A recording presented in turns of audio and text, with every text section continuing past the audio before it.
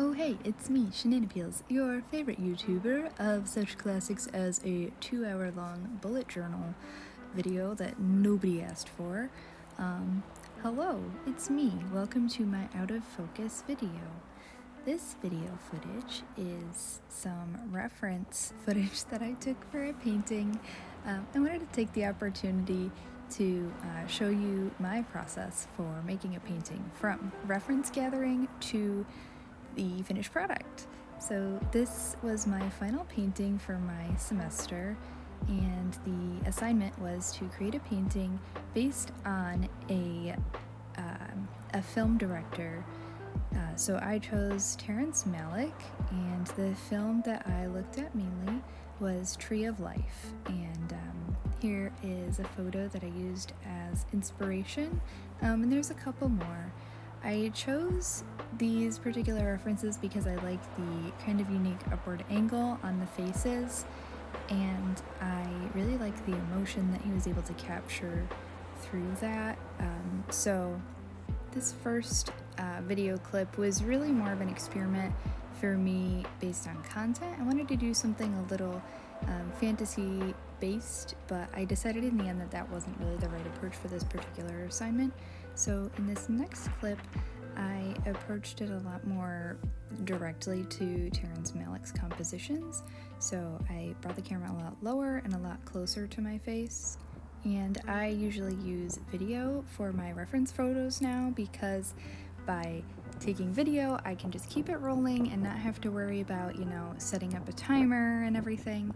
And I can just take a screenshot, so I kind of have endless footage to work from in working this way. And it also allows for more dynamic, yeah, I'm not gonna cut that, more dynamic posing and movement. And so for instance, I like in the screenshot that's going to pull up here, I really like the movement of the wind. It kind of raises my hair up, and I don't know if this makes sense, but it kind of reminds me of like a still in a Studio Ghibli film, the way that the hair is kind of lifted up, and I just really liked that movement. But on the way back home from campus, there was this amazing cloudy sunset, and I just had to use it. So I just got out my phone camera and took a selfie video and just kind of turned around in like a slow full 360 until I got the video that I wanted, and then I took some screenshots and I got to work. I began every painting with an underpainting, which is basically just a sketch that I do in a neutral color, which I sort of water down with mineral spirits, sort of like watercolor. Just to be clear, these are oil paints. So I have a crosshair in the middle, and that's just to keep really super basic proportions. For this painting, I wanted to go really experimental with the colors, and I also wanted to kind of paint in a natural, less measured way. I just wanted to see what I tend to exaggerate naturally in darks and lights and shapes on the face, and kind of see where it takes me. After the underpainting is finished, I painted in the sky. I did this off camera in class, but this is the brush I used. It's a round filbert, and I just kind of fluff it around with some pre-mixed paints. I'm pre-mixing skin colors right now. Bit of a tip for you: if you can't open the child safety, put all your weight on your heel and turn the bottle clockwise, and then it pushes it down for you. I'm weak, so I have to do that to get my walnut oil out. And we use walnut oil to make sure that the paint is really smooth consistency, moves around the canvas easily, and it also gives it a shininess, and it can help with the vibrancy of the color as well. I personally like to start with the darkest areas just because it's the easiest thing to eyeball. It's kind of hard to find the lightest area. And then I look for bigger planes, so the forehead, the cheeks, the chin. So I'm just kind of filling in big blocks of color and seeing how they work on the canvas. Even though I do pre-mix my paints, a lot of times they look different once they're on the canvas and they start interacting with each other. So you'll see right here, I start to paint over the forehead with a warmer shade because again, I didn't like how the colors were interacting together. The skin tones were looking too cool, they were looking gray to me, and I really didn't want that. I wanted this painting to be really vibrant and full of color. So I warmed up the skin tone a little bit and I started adding some dashes of sky blue into the skin tone to make it look like she's still sort of part of the environment that she's in.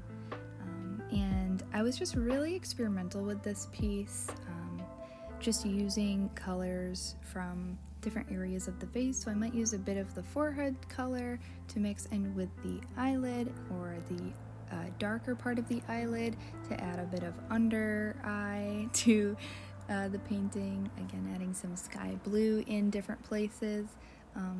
So I'm trying to paint intuitively while still thinking about where the darks, lights, and warm and cools need to be.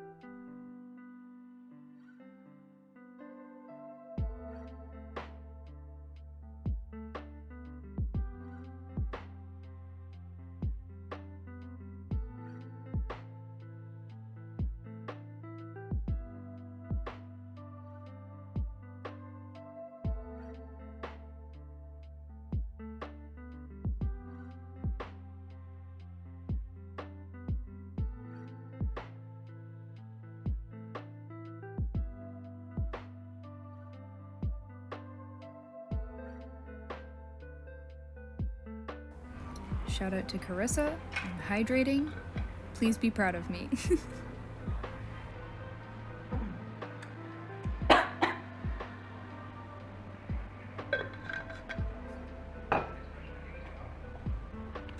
So I just want to point out that I'm being very experimental in the way that I paint this painting.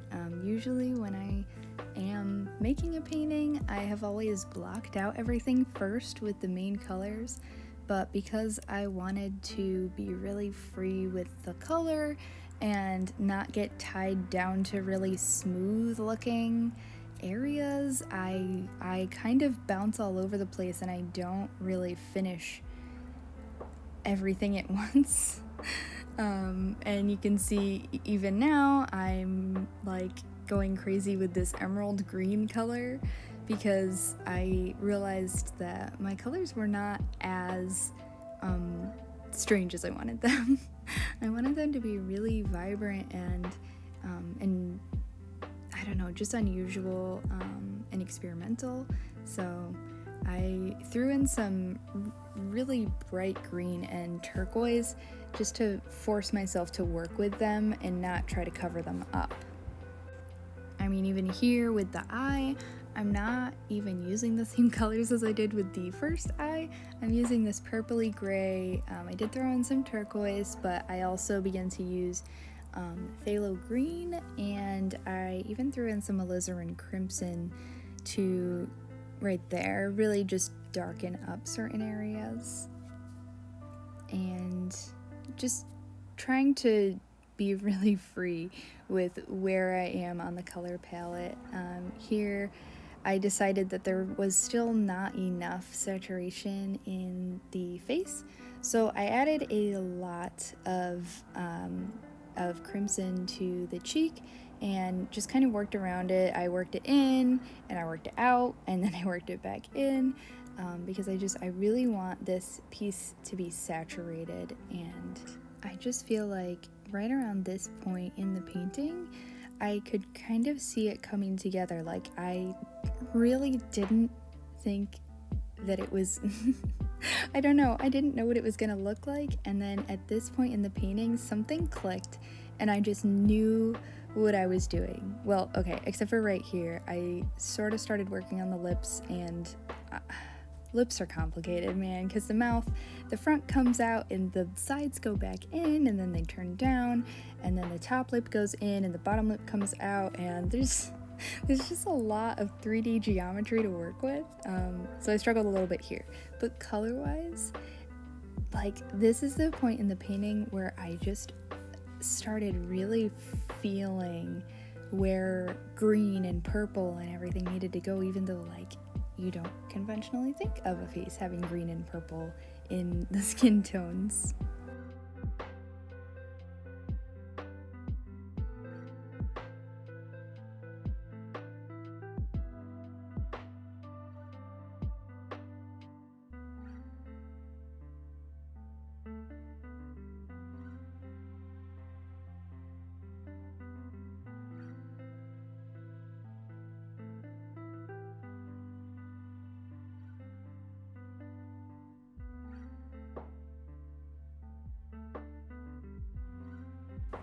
So the neck is one of the areas where I think I made the most use of the using opposite colors to create darker values. So I used a lot of green and alizarin crimson to create the depth of the edges of the cylinder of the neck, and then I used highlights of blue to kind of bring out the front of the cylinder of the neck. So when I'm trying to create the depth, instead of adding just a darker color like a dark brown or a black, God forbid, just kidding, you can use black if you like it, but to make a color that is dark but still has a, I don't know, it kind of gives it a power when you use a color, not just a straight ivory black. There's something really rich about a dark color that is made from like blue and green and red all together. It's just, it feels velvety almost, and I just think it's so much more interesting to look at, and you can kind of give it this variation so that when the viewer gets close up to your painting, they can see these different values of red and brown and green in areas that from far away you might not notice. And I think that's what makes it so fun to get up close to a real painting, is to make those weird variations in color and texture and hue and value and paint stroke and all that good stuff. I mean, that's why people keep loving to see Monet and Van Gogh, because like, as, I don't know, kind of cliche as they've become, they really had this beautiful sense of color and texture. And when you see a real Monet in person at the Met, there's a motorcycle. I'm sorry, I don't know if you can hear that, but when you see a real Monet and it's 6 feet wide and there's this great big chunk of magenta paint next to yellow green paint, you want to eat it. It's just so beautiful looking. So I'm really trying to emulate those kind of ideas and that way of looking at the world around me. I just have been thinking that there's so much value in being able to, I don't know, just driving on your commute or walking into work, just like simple boring things that you have to do that you maybe hate doing, but being able to look and be like, wow, the sky is so, I don't know, just any of that beautiful stuff, being able to see colors in ways that make you happy. I think you can choose to look at the world like it's a beautiful place. And now there's a plane flying really loudly over me, and I'm wiping a little crustule of paint poop in my hair there. Life is beautiful. I'm sorry, I'm so dumb.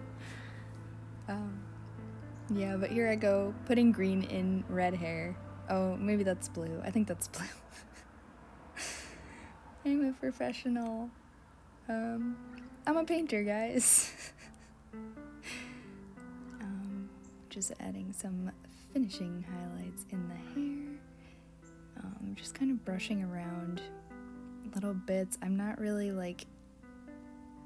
picking up a lot of new paint. I'm kind of moving old paint around and using it in new places, and just kind of seeing where my paintbrush falls.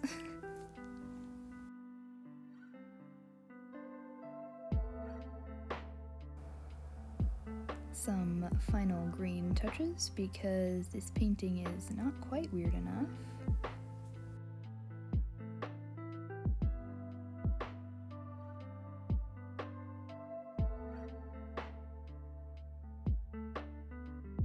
And here I use the colors from the sky to kind of clean up some edges and add a little more light coming between the hairs so they're not just chunks, so it looks a little bit more like there's light peeking out. Hydrating with sparkling water because I'm trash, but I'm hydrated. Trash.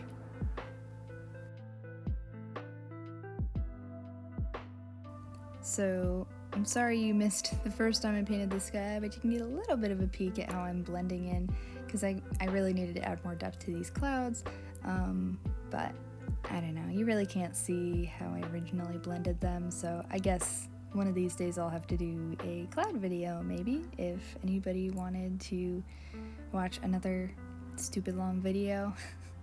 Finally adding the final touches to the glasses here, and just a little touch of color, and there she is. Guys, big face reveal.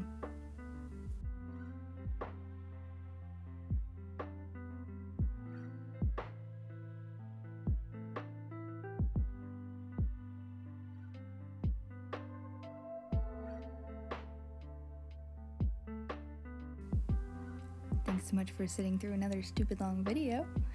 At least this one wasn't 2 hours long, right? Sorry. On to the next painting. Yeah. Everything is fine. Bye.